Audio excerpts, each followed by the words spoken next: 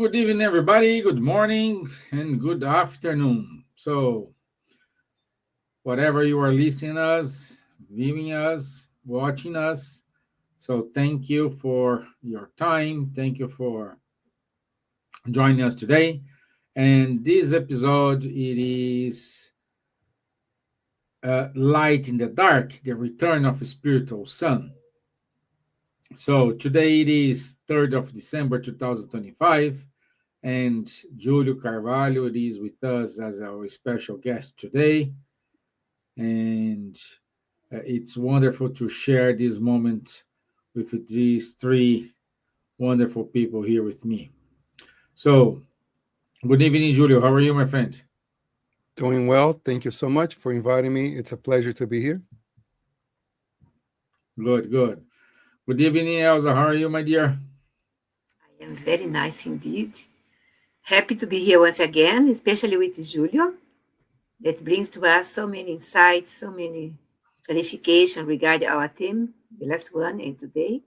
And happy as well because we have friends said that they will come to our chat, to our meeting. That is a meeting without borders. And that's it. With you, Charles, Julio, and other friends, we will go further. Thank you. Thank you. Bonsoir, Charles. Bonsoir, Stevan. Hello, good morning, good afternoon, good evening to everyone. Indeed, I'm very happy to be here with all these enlightened people on the screen, which is our sister Elsa, our friend, our brother Julio, and you, Stevan. Great. Great. So, as I said, our topic today, it is Light in the Dark, the return of the spiritual sun. So,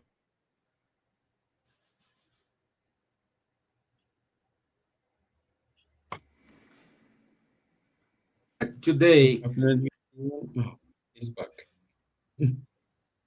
so I thought, Because there was an interruption of a couple of seconds. It's okay. yeah, probably my internet today is not.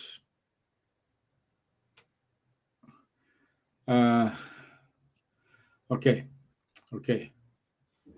So, especially for us who are in the north hemisphere of the planet, for us, the days grow shorter and the nights are longer, like 3 o'clock, 3 p.m. in afternoon here, it is already dark. So, and it goes up to November, up to March. And I think it's not like 3 p.m., but I assume, Julio, in New York, you're getting dark a little bit earlier, around the 4 or 5 p.m. But this always brings to our mind that December invite us into a moment of a reflection. The winter solstice, it's a symbol of darkness yielding to light. And it's tradition here in Ireland because this is has a spiritual resonance in many traditions, like stones, all those. What's the name? All those. I forgot the name. Oh gosh, the Dean's Grange, for example, it is a symbol of that. In Spiritism, this return of light can be seen as a symbol of the inner awakening of the soul. It's a kind of call to moral purpose, renew our hope, and we are aligning ourselves with the divine law.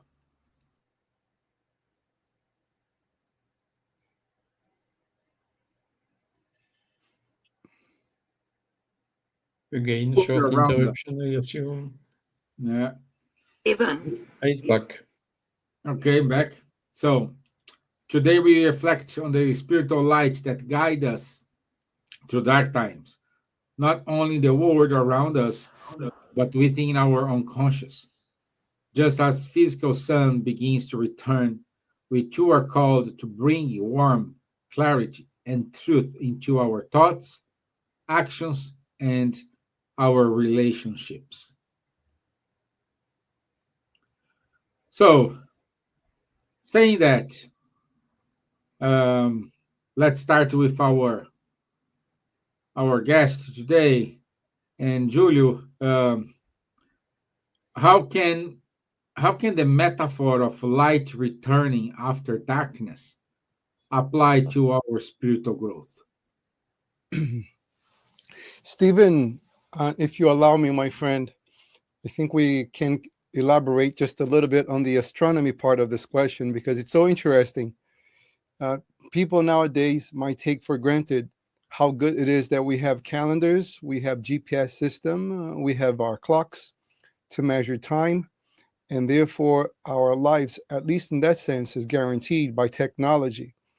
But not so long ago, we heavily depended on the movement of stars, on the knowledge on how the stars moved in the sky in order for us to do agriculture. And literally, our lives depended on it because if you sow seeds on the wrong time of the year, I mean, you could run the risk of not harvesting anything, and then you starve to death. Even hunting on the wrong season, that will also cause death as well. So our ancestors, they had profound knowledge of the movement of the stars and the sky in general, just to keep track. And the winter solstice, which has not yet happened, because the winter solstice is the point in which, relative to the sun, the North Pole is the furthest from the sun. And this is why we get darkness. But it gets to a point in which it would not get farther than that. That's the winter solstice. So even though it's in the middle of the winter, our ancestors considered that light was coming back because the earth relative to the sun reached its furthest point. So for us spiritists, we can use that as a symbol of transformation because darkness does not necessarily mean lack of light, but lack of a moral compass. When we are completely lost and we have no idea how to handle our inner challenges. When we consider that life is nothing but a school and we are enrolled in this gigantic school called planet Earth, everything that happens to us, it's always for our betterment. But when we don't have that knowledge, Stephen, we run the risk of running into despair whenever we have a challenge. So we are, symbolically speaking, in darkness. So when we remove ignorance and we replace it with knowledge, we consider that light because now we can see. Not only with our eyes, but we can see with our spiritual eyes. So whenever we are faced with a challenge, we're no longer battling with ourselves and with others. We understand that this is actually an opportunity for growth because now we are walking in lightness. We are seeing clearly what the problems are all about. Nothing but opportunities for spiritual growth. Great. Thank you. Thank you. Thank you, Julio. Charles, Elsa, do you have any comments to aggregate here to? It's interesting how Julio started bringing the cosmos in order to the relation between the solstice, the winter solstice. That is important because, as you said in the beginning, Stevan, darkness starting dark day, no light, no sun, early, really early. So 3 o'clock, 3:30, I close my curtains because I don't want to see the darkness while still in my mind it should be sun, okay, sunshine. But that is the way that it is. So we have to bring our own sunshine, and Jesus is our light. Whatever we are in the darkness of the day or the darkness inside us, that is the question that you have to do and to talk about, we can always bring light. We can turn the light on all the time. We should do that because otherwise, without the light, there is no nourishment, there is no plant, there is no nothing, no crops, as Julio pointed it very well. And that's it. But we can transform things. We have the power to do. Jesus said, you can do what I'm doing and much more. But we don't believe that. We don't believe that you can transform our dark days in sunshiny days. Forgiving, compassion, love, charity, positive thoughts. Otherwise, depression comes easily to a lot of people without thinking about the light, the inner light. Shine your light, Jesus said, and brilha a vossa luz. That's it. Only that. Okay, very, very important. Charles, in what ways can we become a source of light in difficult times? Good question as well. I mean, light is a word with a lot of meanings, isn't it? It's astronomically seen, the photons coming from the sun, more or less in winter and summer and day, night, and so on, which as per these laws which are very well known. What is good is, okay, there is a sunset, then it's dark, but the next day in the morning, there is a sunrise and it's light again. And this is every 24 hours. We get the same movement with the variation according to the seasons. And it's a metaphor we can use for the other meanings of the word light, which is to become some light means to become some understanding, to become some hope, to become some positive news, to receive some news which help us to understand better the laws of nature, isn't it?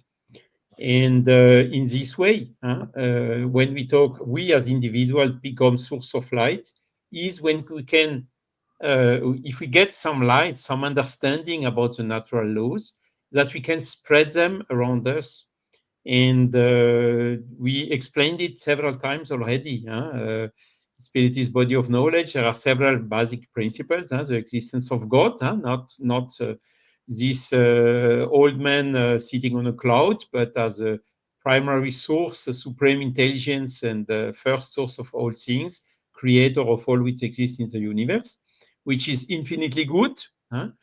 And we have also the knowledge that we have a soul. We are not just how to say, a physical body, and which goes from birth to the tomb, to passing away.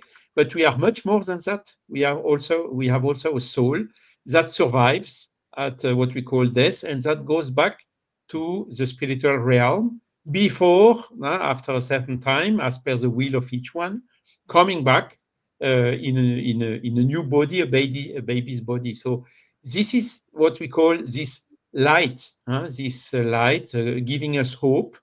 Death is not the end of everything. There is much more than that. And also gives us, this light helps us to understand why we are here on earth. What is the purpose? Why are we in a physical body? What is the role of the money and wealth and physical belongings? That we know from now already. This is also very well known, not only in the spiritist body of knowledge, but everywhere.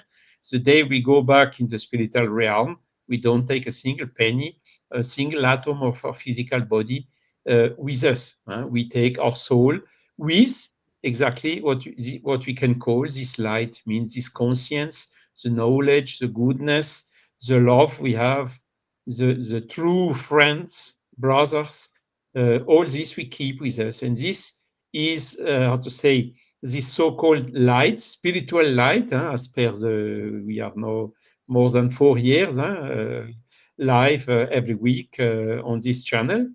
And this light that we are trying to spread around us. And in particular in difficult times, because there are a lot of things happening on the earth, isn't it? Wars, misery, corruption, and so on. But we know all this will pass. We know all this. It will not pass like this. We have to be active exactly in bringing our contribution to have all these things stopped, by several means, by reasoning, by several means, but violence. And this is what we have to do, not to stay without doing anything, but spreading the spiritual light, so that giving back hope to the people who are suffering, and also awakening the conscience of the people which are not on a good track. So this light word can be used in all these meanings. Great. Great. So, Julio, what's how we can become a source of light? How do we become a source of light? Yes. Well, by replacing ignorance with knowledge. What is ignorance? Lack of knowledge.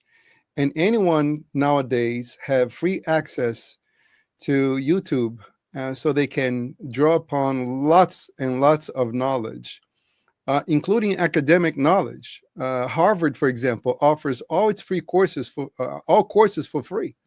I mean, I find that amazing, that one can actually learn what people pay so much in order to learn for free on the internet.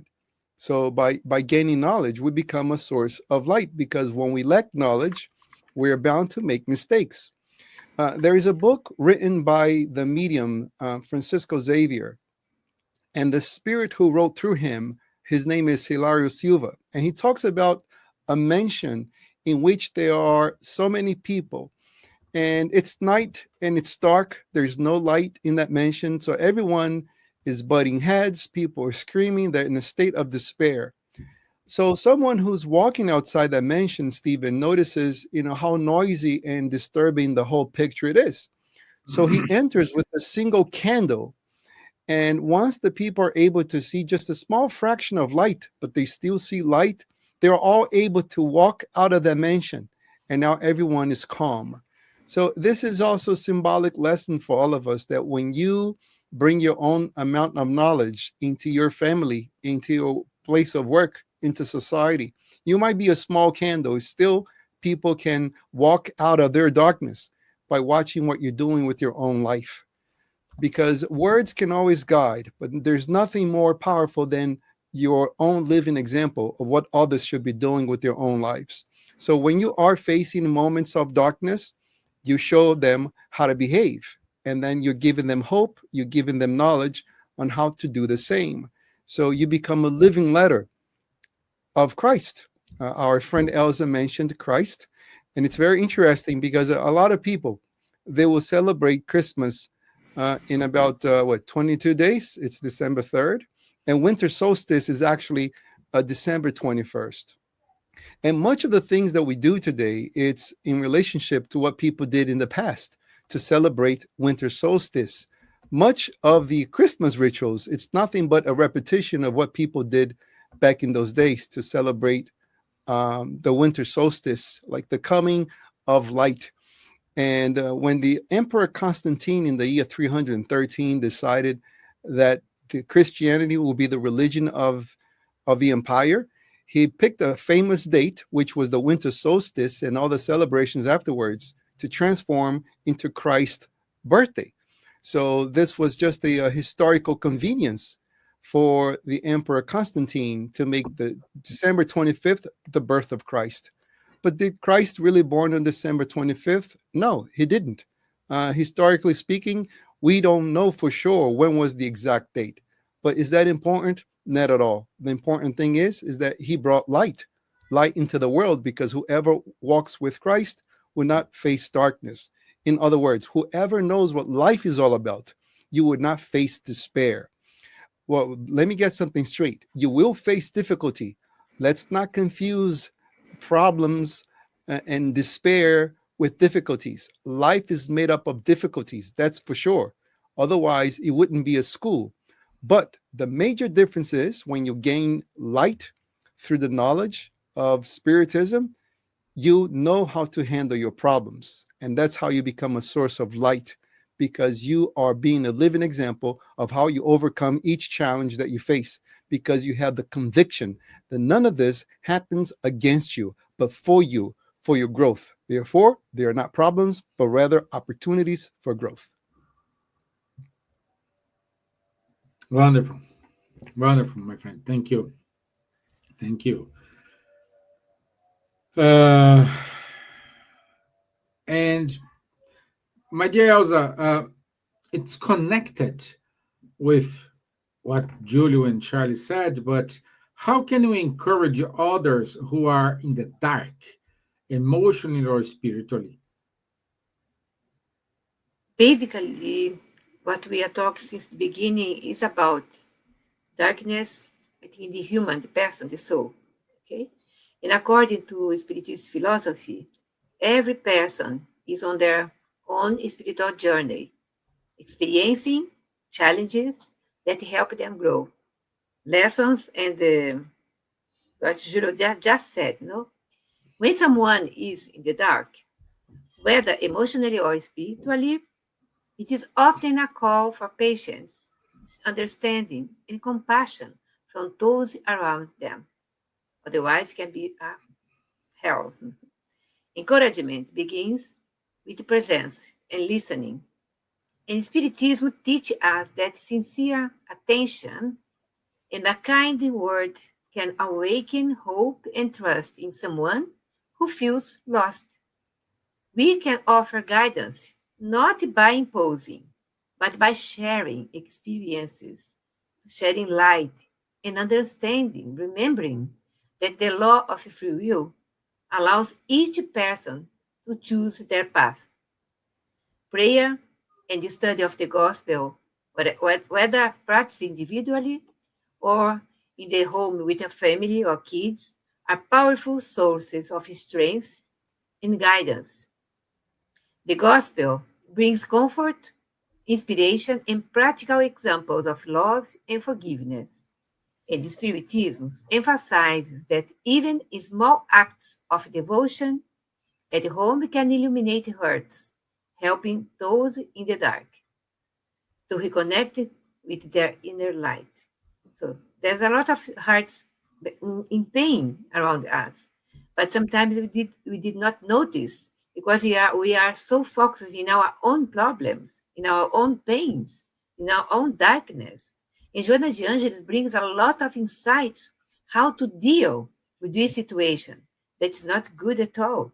If you are always a person that has not good mood, always bad mood inside your home, you are creating darkness around the family. The light goes far from the family, and you have to bring up the light again to our home with a prayer, with a kindness, not only to our home, because our community, our city, what we are exile, where we are spreading from us, goes around, and other people can notice. We can be a beacon of light wherever we are, wherever we go. Yeah? By maintaining our own balance, optimism, and faith, we radiate this light that can help others and find their way. As Allan Kardec reminds us, charity is not just giving material help. Although we are in Christmas time, so a lot of people are really donating for charities, donating for special places that giving shelter for homeless. That is great because it's winter, né? But also providing moral and spiritual support that we can offer in our spiritual center. We have this wonderful fraternal assistance or spiritual assistant. Né? I would like to say that ultimately, encouraging others means being a gentle mirror of love. Reflect each other. We can reflect the light as well. Né? Patience and confidence, yes, we need it the most. We are forgetting to exchange, to confessar uns aos outros, né? Confession each other, talk each other in order to diminish our sufferings, our pains, and bring light inside us. That's something that we have to think and try to find our inner peace that we can share with the others, in comfort of our homes, our jobs, or our friends, we can really be more friendly talking and help other and listening more that we can do to help others to bring it to shine in their lives. The light is there. The light is there. We have to bring back. Yeah. That's it. That's it. Charles, do you want to say something, compliment something? I mean, not. I think Elsa was quite comprehensive on this one, so not a lot to add. Huh? But again, I mean, we as spiritists, we are optimistic. Okay, whatever is happening, whatever already happened, and even so, the things are now showing and turning. Focusing on negative things and so on. No, we know that all this will end, and it will end maybe even sooner than what we think. Huh? And this is then quite important to keep this, to stay optimistic, albeit in spite of all these difficulties we are facing. And this is also a way to spread light around us, to propose our hand, our help to whoever can contact us, to bring for healing, for also bringing consolation to the people who are facing huge difficulties, and also helping them in whatever we can help. In other words, putting this so-called charity, benevolence, indulgence, and forgiveness into practice as much as we can. And we do this with a total disinterestedness. We don't ask anything in exchange. We do it without asking anyone from where it comes, why, how, and so on. So these are really the consequences of these lights, according to these universal moral laws, which have been taught not only by Christ, by Jesus, but also by all the other missionaries who came around the world, whether in all the regions. Nobody has been left behind for this information. The thing is, okay, we need to understand them rationally today because we have the intellectual development who advanced a lot and who made us taking some distance from these traditional religious beliefs. But this is exactly the bridge that the Spiritist body of knowledge brings back, thanks to the work of Allan Kardec, going from this blind faith to a reasoned faith, going from this heteronomy, imposed beliefs, to autonomous beliefs, means beliefs, believing in things that we can understand and which are consistent with our knowledge and our common sense. Hello, Silvia. Good evening. Hello, I'm sorry I'm Welcome. late. Hello, hi Julio. Hello, how are you? I'm Good to good, see thank you. nice to see you. Silvia, Hi, Silvia, Elsa. yes, okay, my love. So, Silvia, you just came in the. I think you have something good to say about this darkness that Jonah de Angelis uh, um, helping people to bring their own lights to the knowledge of their problems, their inner garden, or something that you can contribute with this our topic today. You read the questions, did you? Yeah, I've read some of them through. Yes, it's a very interesting subject actually. It's something that a lot of people are discussing because we seem to live in such a darkness. The news and everything. It's always very, very difficult and painful, and you almost begin to believe that you can't do anything about it. And I think, in a way, if we think in terms of the world, can we change the world? We cannot really change the world, but we can change the world around us and we can change ourselves. Um, and we cannot expect light to other people to light the world, because it has to start from us. In a way, our own light is the one we need to work on.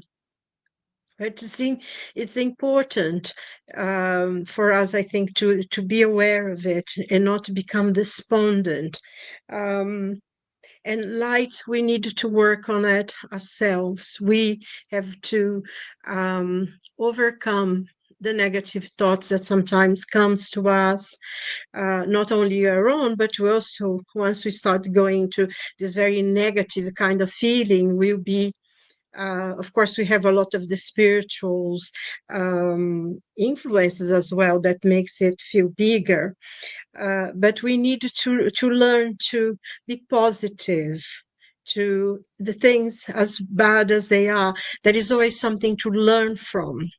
And there are things also that some of the things we go through, the difficulty, the problems, and all, the very painful moments in our lives, there are things we cannot do anything about it. It's not for us. It's beyond our ability to change that. But we need to see the things that we can make a difference. For instance, if we are having a difficulty maybe with someone, we can always see, have they done something to upset me? Are they reacting to something that I've done to them? And we can go and we can say, I'm sorry, and we can readdress the wrong. Or if we took a bad decision, we can change that. And try to move it, to change, and accept, even though it's very, very painful. I think if we have a belief in God or in a being that is beyond us, because we are always spiritual beings, and we accept that there is life is far beyond what we have here.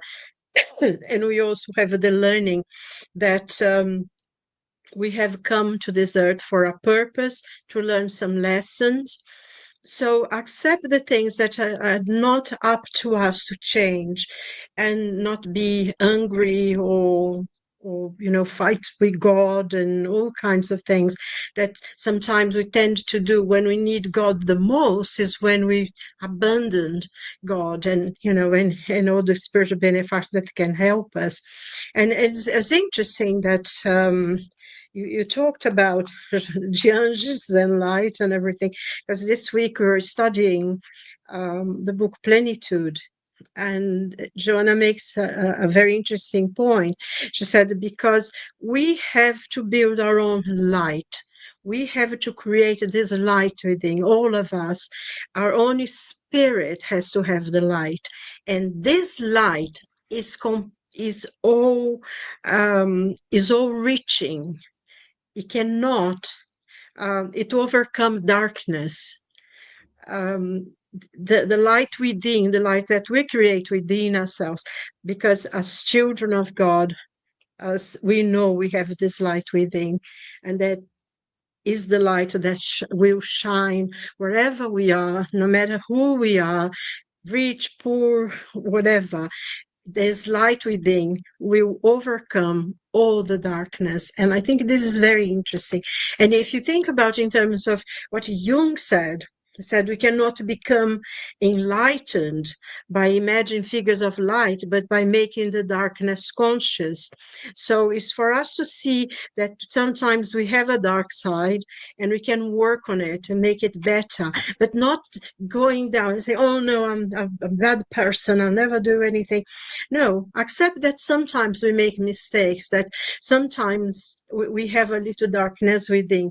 Accept it, overcome it, make it into something special. And then I think we achieve that light that Joanna talked about, that light within that reaches out and will overcome all the darkness. I think it's interesting that, yeah. Julio, now Wow, that's is your turn. Joanna's your words, not mine.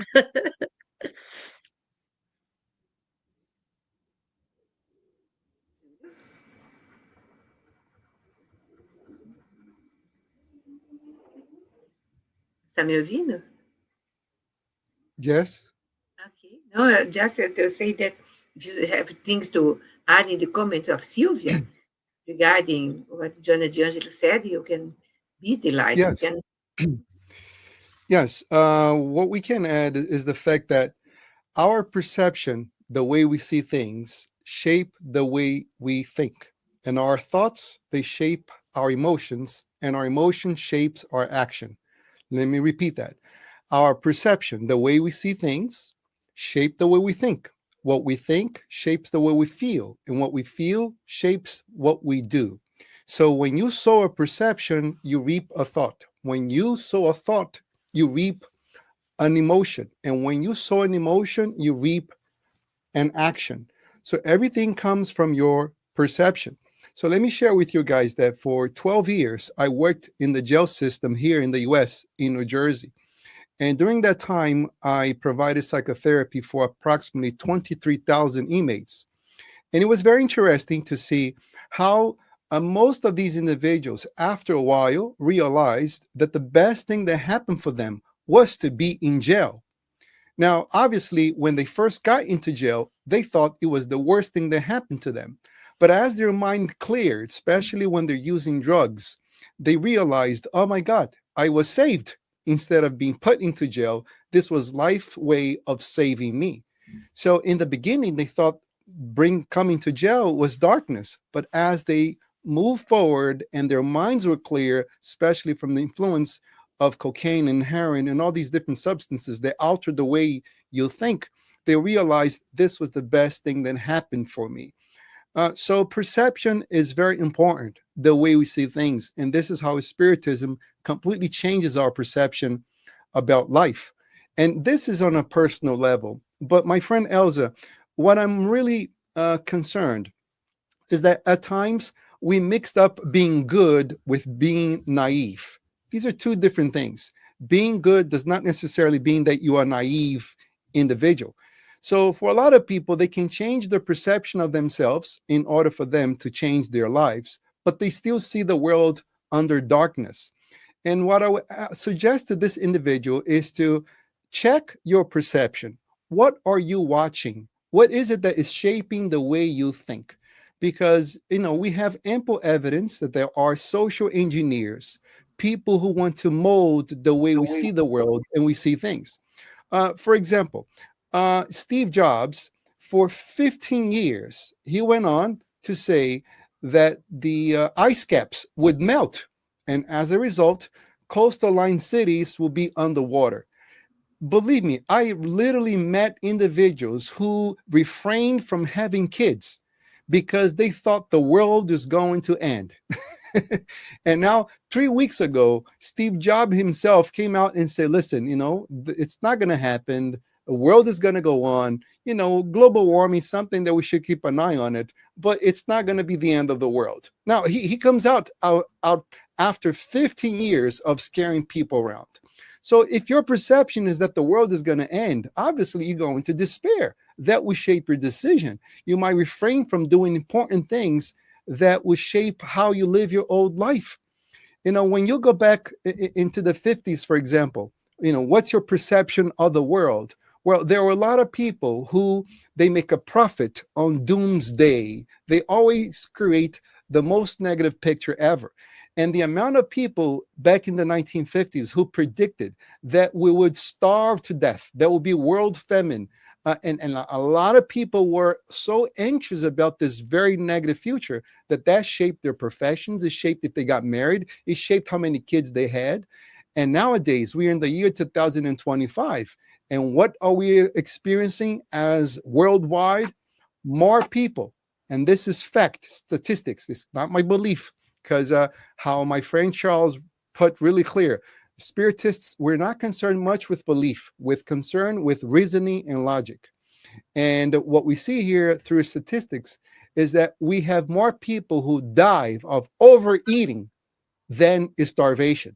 This is a fact. Another very important fact, we're always constantly talking about the people who need help. Yes, People do need help. However, the world has improved so much. Back in the year when the Spirits book was published, that was 1857, 85% of the people lived in poverty.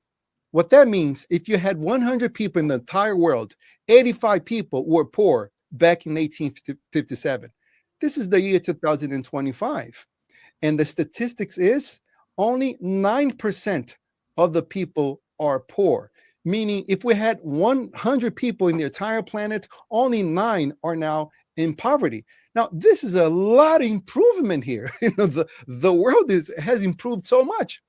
But unfortunately, this sort of things, it's not what goes with the news, because in order for news to sell, they need to sell bombastic information. This is how you go after the news. Only this year alone, the year 2025, we had 3 wars that actually stopped.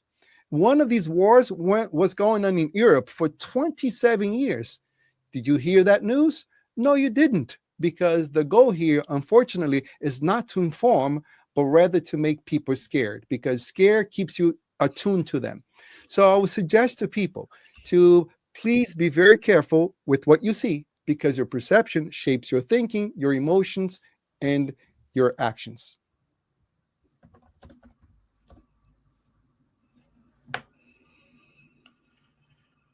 Charles, now your turn, Charles. Wonderful, George. Thank you. Charles. And Silvia is with us. Wow, good, Silvia. Thank you for joining us. Hello, it's a pleasure. It's really nice. Yeah, and before we say something, we do have 25 people online with us, and we do have some good comments. I want to say good evening to Rialia Home, Louvienne.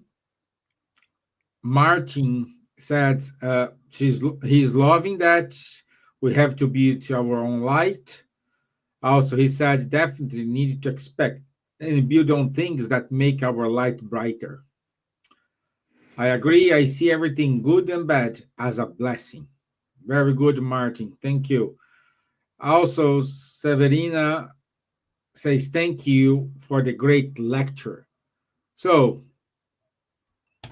good to have this interaction with you all. It's always good to receive your positive feedbacks. So, Charles and Silvia, it is with you, my friends. You're on mute, Charles. I fully agree with Giulio. A lot of medias today and even social medias focusing on negative things or bombastic things and so on. So what we need is, as we told at the beginning, education. We need to instruct ourselves in order to develop the common sense, to develop also the discernment. Because the seductions are everywhere nowadays. Seductions to manipulate you, to make you consume things that you don't need, or to make you afraid in order, or to ask you to induce you to vote to someone, A or B or whatsoever. Don't let you go with this, but otherwise you are like a leaf in fall. When there is a blowing wind, the leaves are really going in all the directions. Okay, no, as I told at the beginning, we have, how to say, the light, and we move towards this light. And this light is the laws of nature, the knowledge of what is and what is not, what is important and what is not important, what is temporary, material stuff, and what is immortal, which is the spiritual stuff, the soul. So with this light, we have some very secure knowledge on which we can use as a reference to exert this discernment. And this is absolutely fundamental nowadays. Look how many people, of course, how many people are manipulated nowadays. Look how many people believe in fake news, fake information. No, let's be strong. Let's analyze everything. Let's not believe blindly whatever is on the internet or said here or there. Let's analyze everything. Let's compare. Let's check the informations.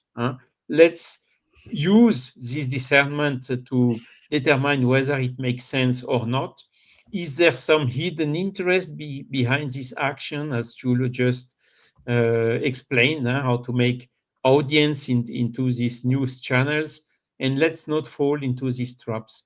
And for this also, I thank God and my guardian angel, whoever, to have me, to put me in contact with the spiritist body of knowledge, which is helping me a lot in this way. Silvia, my dear.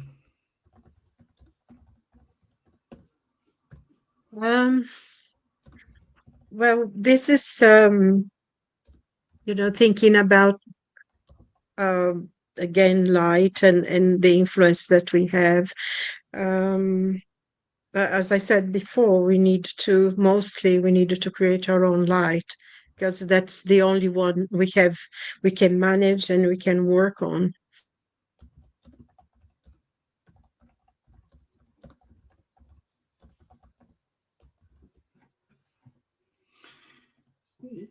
You broke up. It's not you. It's my laptop broke up. So. Oh, sorry. Silvia, Can you hear me now? Can you hear me now? Yes. Now, yes. Yeah. So just saying that the question, like Charles and Andrew was saying, it's unprecedented what we have now, because before we could take a newspaper and read it.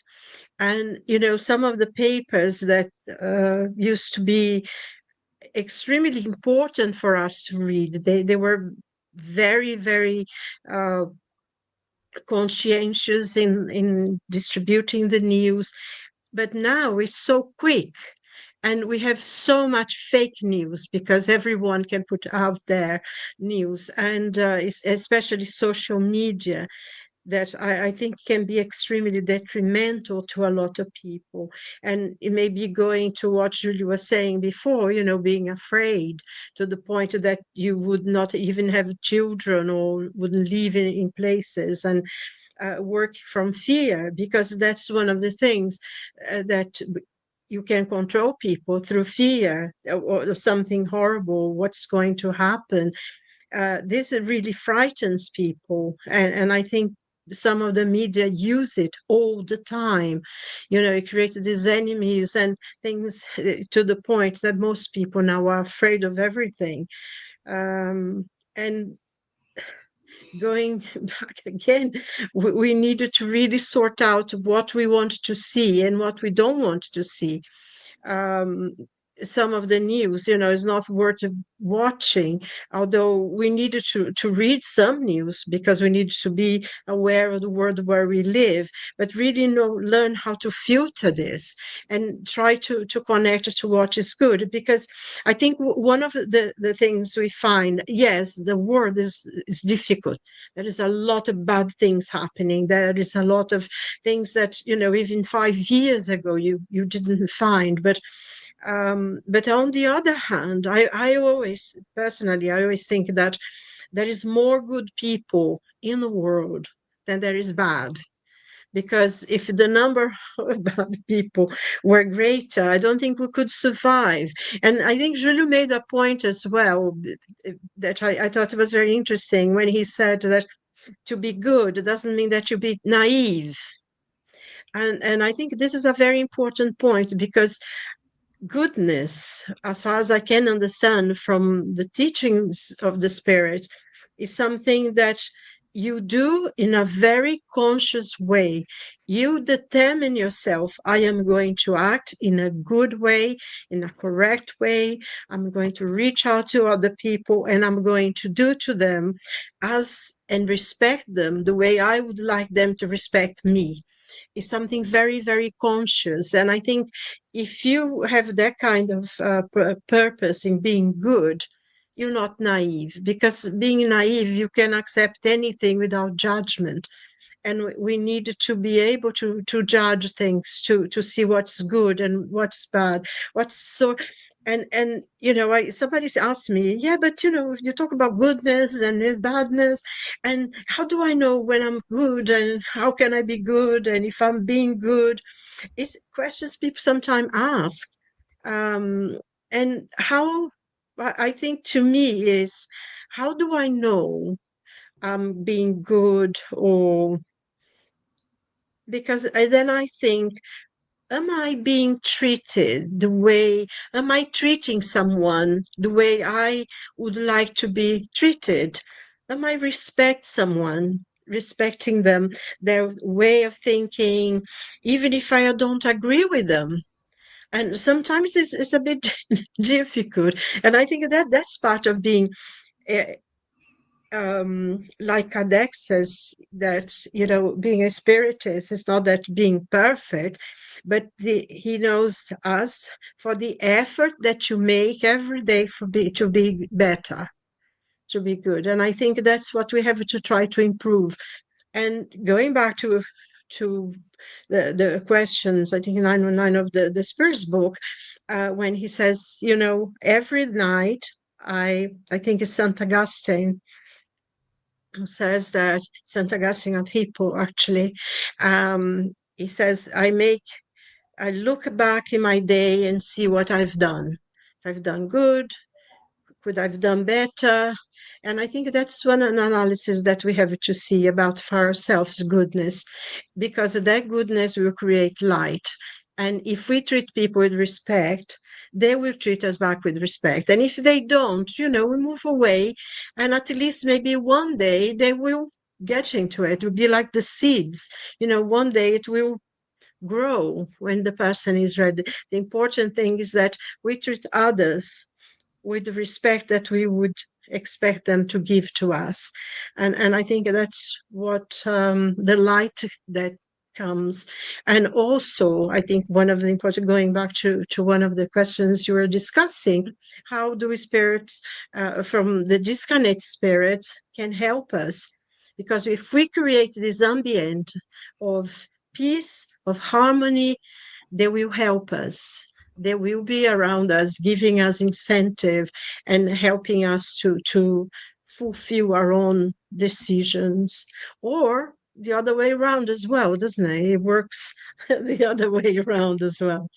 So I think, it's something to think about, really meditate on, especially this time of the year when we say, quoting the words from the prophet Isaiah, the Prince of Peace is coming to us. A child is born, and he'll be the Counselor, the Everlasting Father, the Prince of Peace.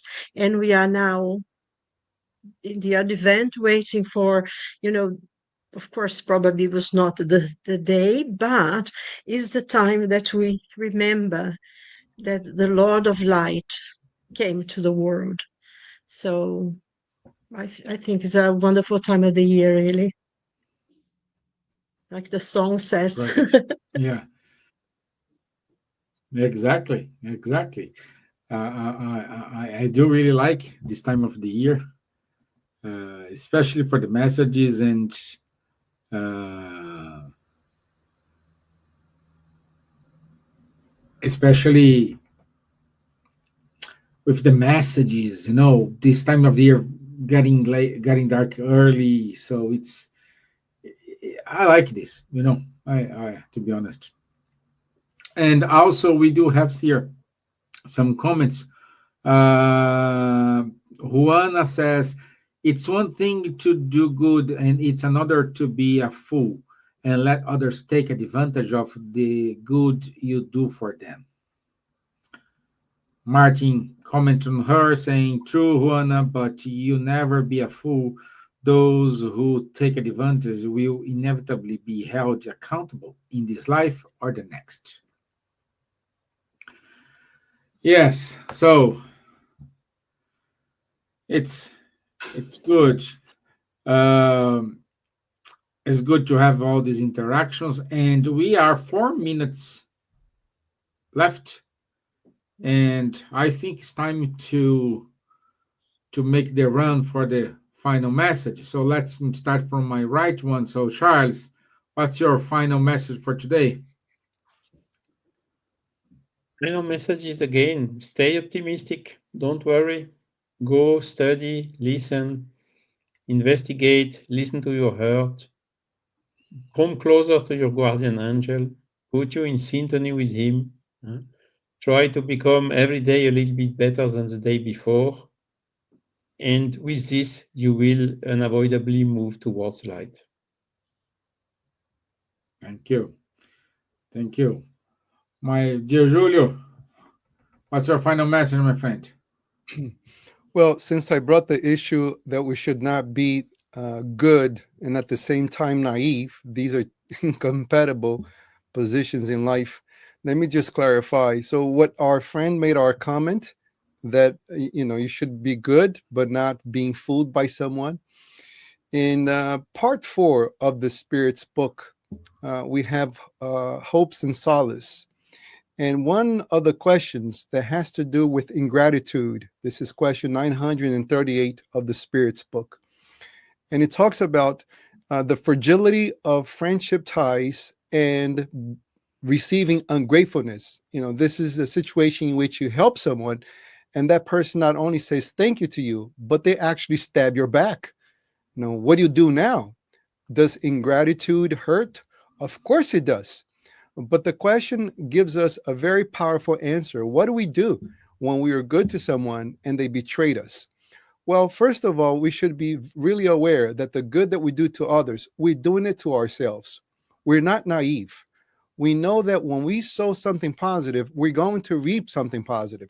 It would not necessarily come from the person that we have helped. Most likely, we have received the benefit way before we have helped others individuals, because here we study that the supreme intelligence and its divine providence gives much more of what we have given to life.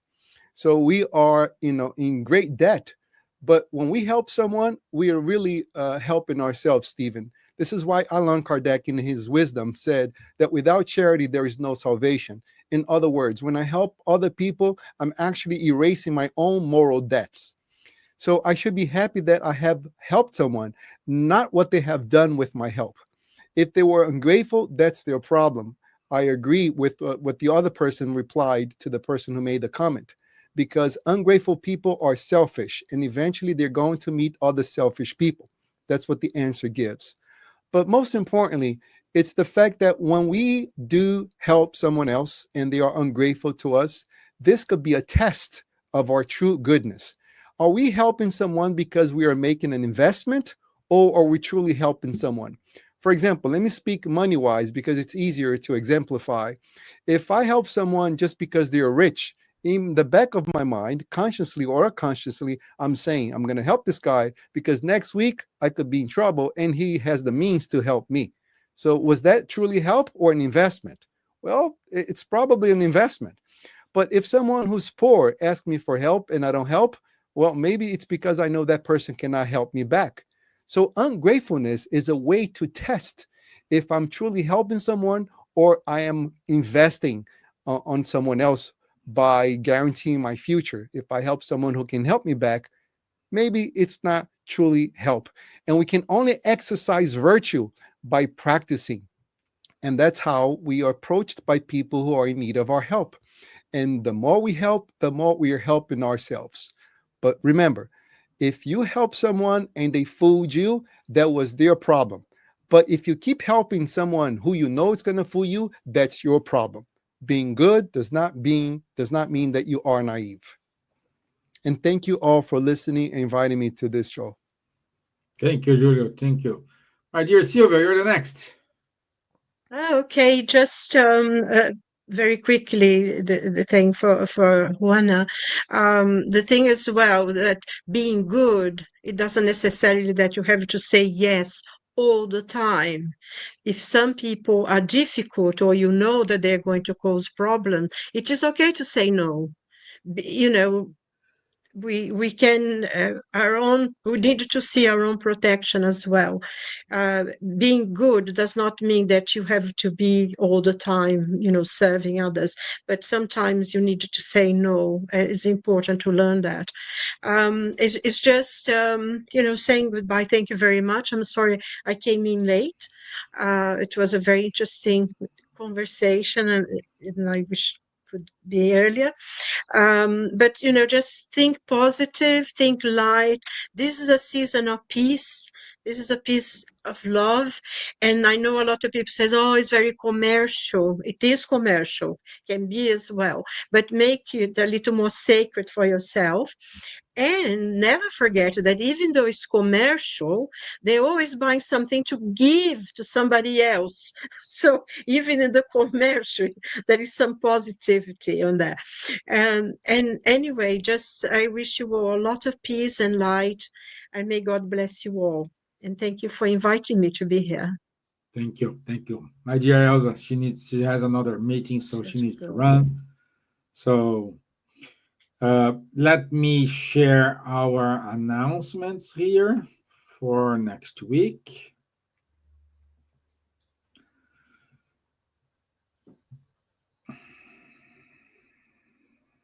So next week we have Munir with us, and the topic is year-end reflection and the soul's journey preparing for a new cycle. So Munir will stay with us on the 10th of December at 9 p.m. London time.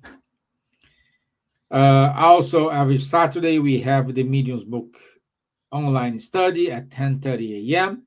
So everyone is more than welcome to join Charles, Munir, and Guilherme's team. European Student Gathering we have on this Saturday, and the topic is how to engage young people into spiritist activities. And this is talk, especially for you, Julio, it is good for you to know that Breno Malucelli is a teenager from Denmark, and will give this talk for us. So it's wonderful to see Very promising. these young people starting to talk. I'll be rooting for his very successful lecture. Yeah. Okay, so next year we will dedicate the year in memory of our dear Marlene Nobre. So all the 12 talks we're gonna have next year, it is about her. Julie is one of them.